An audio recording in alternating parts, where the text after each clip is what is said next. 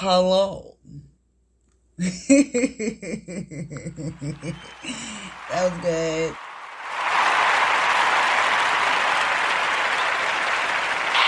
I know, right? Okay. I just want to talk about today Jacob's ladder, right? And the meaning of the dream. See, I look on different interpretations. I'm not really sure if it's true or not, but everybody got their own point of view. You know, how they envision it, right? But from the knowledge that is restored upon me, I'm going to say my opinion. What Jacob's ladder means. So let's go to Genesis 28. And we're going to, from verse 10 to 22, it talks about his dream that he had, right? And now let's see. Verse 12. Let's start from verse 12. Well, read from verse 12. Then he dreamed, and behold, a ladder was set up on earth, and its top reached to heaven. And there's angels of God were ascending and descending on it. And behold, the Lord stood above it and said, I am the Lord, God of Abraham, your father, the God of Isaac, and the land in which you lie, I will give you and your descendants. Also your descendants shall be as dust on the earth, and you shall spread abroad to the west, to the east, the north, and the south. And you and in your seeds and all your families of the earth shall be blessed. Behold, I am with you, and will keep you forever, and keep you wherever you go, and will bring you back into this land. For I will not leave you until I have done what I have spoken unto you. And Jacob awoke, yada yada yada yada. Now you know that he anointed the rock, and then he said, "This is where we're going to build God's house." Okay, but the meaning from everybody's perspective is different ways to get to heaven. I'm hearing people say, but it's really about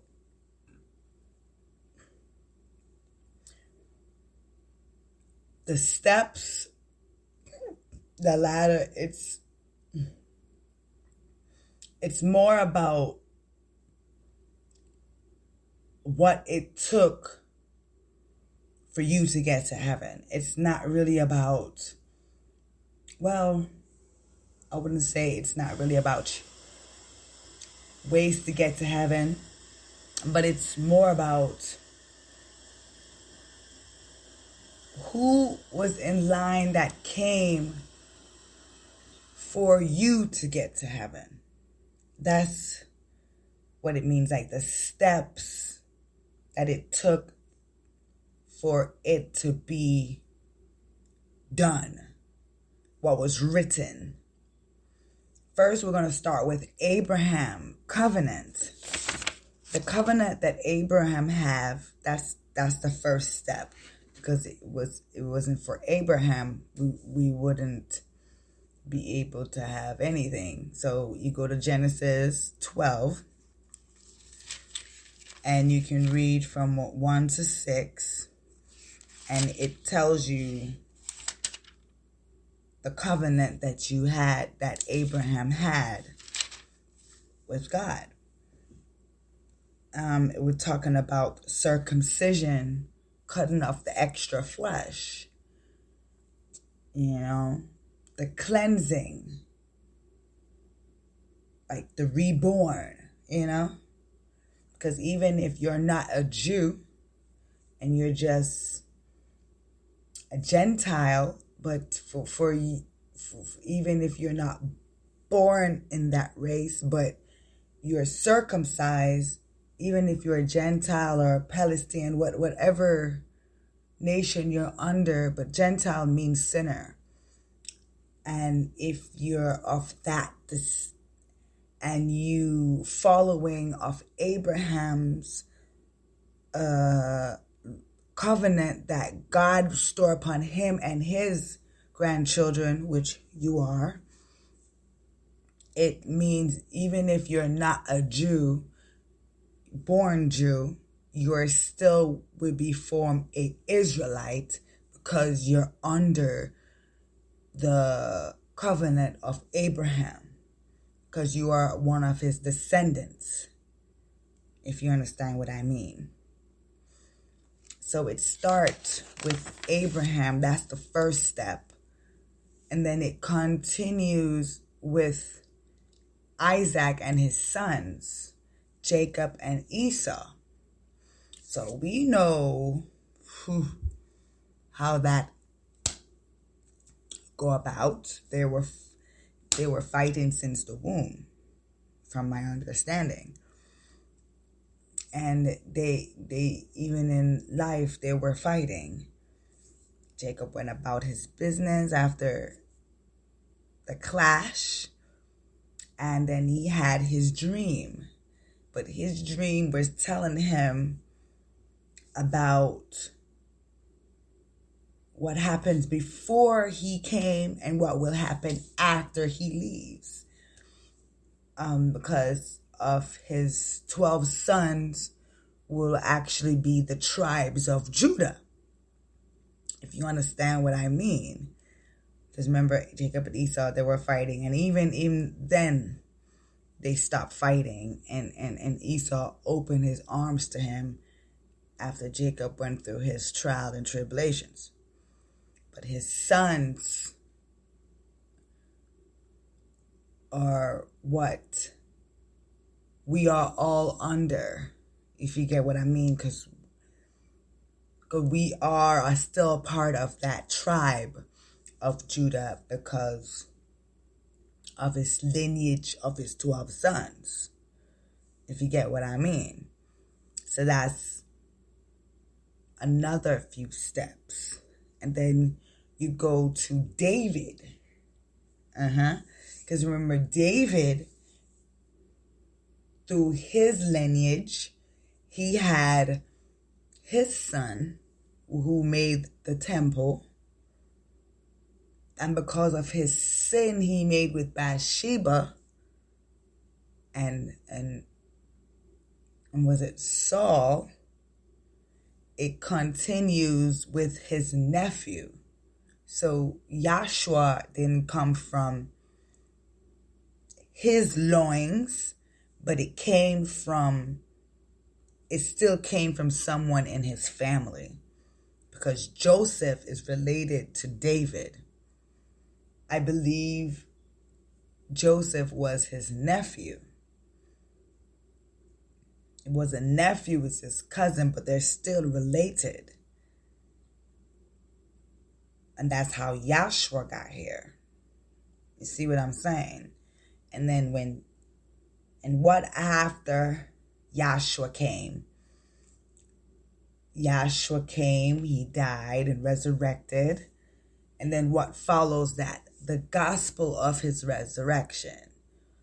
For us to be able to ascend with him also. So it brings me to this point. Jacob's ladder, it's really teaching about the lineage, the lining of how Yahshua came to save us. And it also tells us how it came to part. And also, it told us that we are a part of that tribe, the 12 tribes, for us to follow the Jacob's ladder. For us to follow Jacob's ladder, we need to know the beginning of the ladder, which is Abraham. And we need to know what the middle part of it, which is Yahshua, the lineage of how it came to part for us to even have steps to get to heaven. We need to know how the steps were made. And then after that, you know how for we are to form the ascension to Yahweh. And what was the ascension? You got to remember Noah. You got to remember Moses to know where Yahshua stands. Because that was a part of the covenant with Abraham for Yahshua to came here. You get what I'm saying?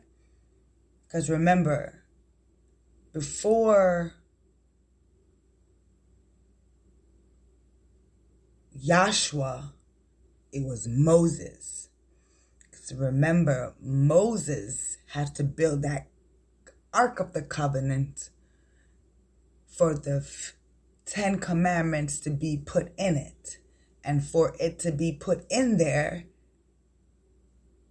Noah had to come. Get it? And for Noah to do what he did, Adam and Eve was here. So the meaning of Jacob's ladder is to know the lineage and the struggle, and for us as his descendants to know where you stand. And you stand with the 12 tribes of Judah. Because before it was a tribe, and before there was a cross, it was Noah and Abraham and Moses. You have to remember that. Because if it wasn't then, and if it wasn't for that, Yahshua wouldn't be able to come here. So basically, Jacob's ladder is about the struggle it took for Yahshua to get here. For you, as his descendants of the 12 tribe of Judah. Because we are the ones that are written in the book of life. Remember that. Because in Revelations, it says that Yahshua will be coming back for the 12 tribes of Judah. For all the ones that's written in the book of light. The book of light, because God is light. Light of life. And for us to even be able to get here. So it's about the lineage, the history, the story of the ones before for the ones after, which are us. Because our names are written in the book of life. So once you understand that, so it's not about just your faith, for you to know how you got to this point. And it started with Adam and Eve. If you get what I'm saying.